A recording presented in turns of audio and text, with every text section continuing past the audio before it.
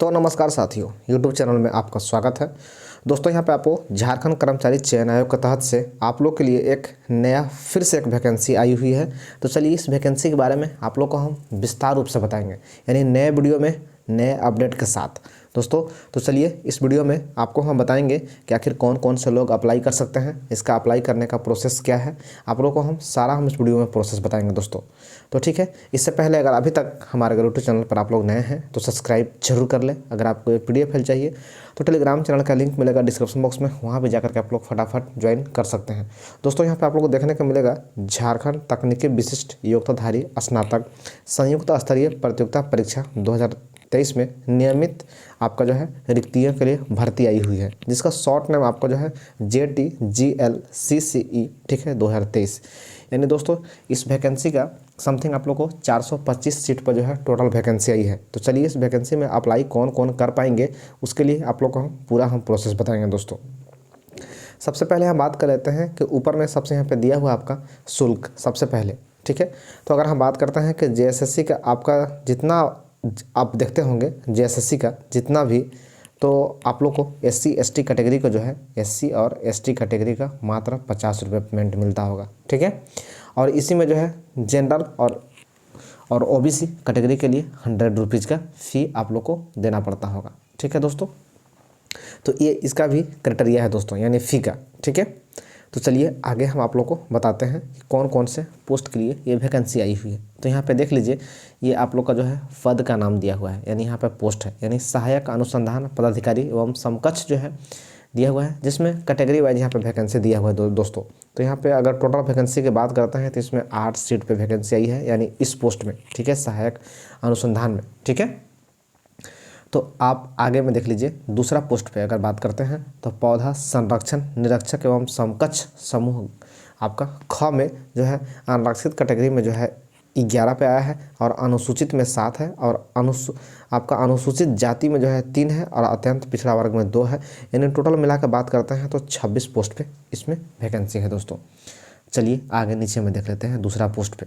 तो यहाँ पे देखिए अनुमंडल जो है यहाँ पे उद्यान पदाधिकारी समकक्ष, ठीक है, आया हुआ वैकेंसी, जिसमें इसमें टोटल अगर पोस्ट की बात करते हैं तो 14 है, ठीक है, 14 पर है।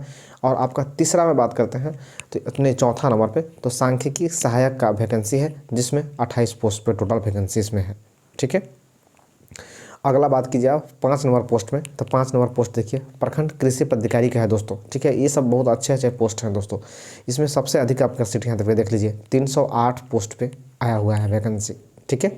चलिए नीचे में देख लीजिए एक आप लोग का जो है निरीक्षक आपका जो है विधिक माप विज्ञान, ठीक है, इसका है। इसमें आप लोग को 28 पोस्ट पे वैकेंसी आई है।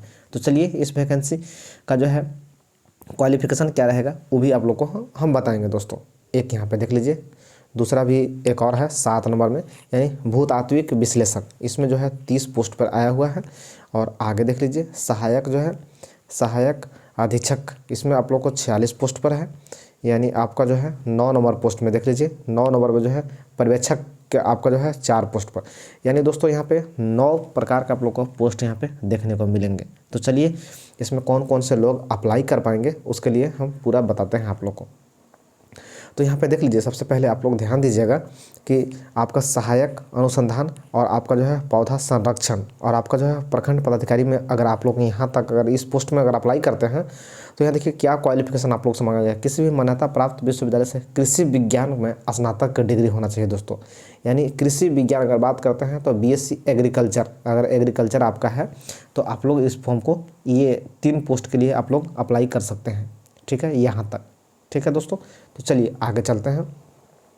आपका पोस्ट बच गया फिर कौन, यहाँ पे देख लीजिए 4 नंबर में आपका अनुमंडल उद्यान पदाधिकारी के लिए किसी भी मान्यता प्राप्त विश्वविद्यालय से अगर उद्यान से अगर आप स्नातक किए हुए हैं या फिर कृषि विज्ञान से स्नातक की डिग्री किए हैं तो आप फॉर्म को फिलअप कर सकते हैं दोस्तों। या फिर सांख्यिकी सहायक समकक्ष अगर किसी इस पोस्ट के लिए अप्लाई कीजिएगा तो यहाँ देखिए क्वालिफिकेशन दिया हुआ है किसी भी मान्यता प्राप्त विश्वविद्यालय से सांख्यिकी या गणित या अर्थशास्त्र से अगर आप स्नातक किए हैं दोस्तों, यानी आपका सांख्यिकी, ठीक है, या फिर मैथ या फिर अर्थशास्त्र से किए होंगे तो इसमें आप लोग एलिजिबल हैं, अप्लाई कर सकते हैं। अगर पेमेंट की बात करते हैं दोस्तों तो यहाँ पे देख लीजिए पे मैट्रिक्स लेवल आपका 6 पोस्ट का वैकेंसी है, जिसमें आप 35,400 से लेकर के आपको आपका 1,12,400 तक आप लोग को पेमेंट रहेंगे। यानी दोस्तों यहाँ पे देख लीजिए आप लोग का दिया हुआ है। चलिए आगे में बात करते हैं हम लोग। यहाँ पे देखिए दूसरा आपका निरीक्षक अगर विधि माप में अगर करते हैं तो किसी भी मान्यता प्राप्त विश्वविद्यालय से विज्ञान या फिर भौतिक या फिर अभियंत्रक रासायनिक यांत्रिक या फिर विद्युत इलेक्ट्रॉनिक्स स्नातक का अगर डिग्री किए हैं यानी बीए का, तो दोस्तों इसमें फॉर्म फिलअप कर सकते हैं। भूतात्विक विश्लेषण में किसी भी आपका मान्यता प्राप्त विश्वविद्यालय से अगर बीएससी रसायन से अगर आप किए हैं दोस्तों, यानी प्रतिष्ठा डिग्री यानी बीए, तो इसमें आप लोग भर सकते हैं। सहायक अधीक्षक में देखिए क्या मांगा गया है डिग्री, यहाँ पे देख लीजिए। सहायक अधीक्षक में यहाँ से यानी किसी भी प्राप्त विश्वविद्यालय से अगर बीएससी आपका सिल्क टेक 4 वर्षीय को आप लोग जो है डिग्री अगर कोर्स किए हैं, आपका सेरिकल्चर यानी आपका विभिन्न आपका डाइनिंग प्रिंट आपका जो है प्रिंटिंग का अगर डिग्री किए हैं, अथवा किसी भी मान्यता प्राप्त विश्वविद्यालय से बीएससी रेशम जो है कोर्स का नाम है दोस्तों रेशम, या फिर कृषि या फिर वानिकी या फिर वनस्पति या फिर विज्ञान जंतु या फिर विज्ञान के साथ केंद्रीय रेशम बोर्ड में आपका जो है मलबरी नन एवं मलबरी आपका 15 माह का पोस्ट ग्रेजुएट अगर किए हैं यानी पीजी, तो आप इस फॉर्म में फिलअप कर सकते हैं। चलिए 9 नंबर में आपका पोस्ट अगर बात करते हैं आपका पर्यवेक्षक एवं समकक्ष में, तो इसके लिए दोस्तों आप लोगों को क्या क्वालिफिकेशन चाहिए यहाँ पे देख लीजिए दिया हुआ है। किसी भी मान्यता प्राप्त संस्थान से आपका हस्तलिखित अगर आपके पास डिग्री है यानी स्नातक या फिर डिप्लोमा, तो आप इसमें फॉर्म को फिलअप कर सकते हैं। चलिए यहाँ पे क्वालिफिकेशन आप लोगों का क्लियर हो गया है। चलिए आगे में हम आप लोग को दिखाते हैं कि कब से ये फॉर्म।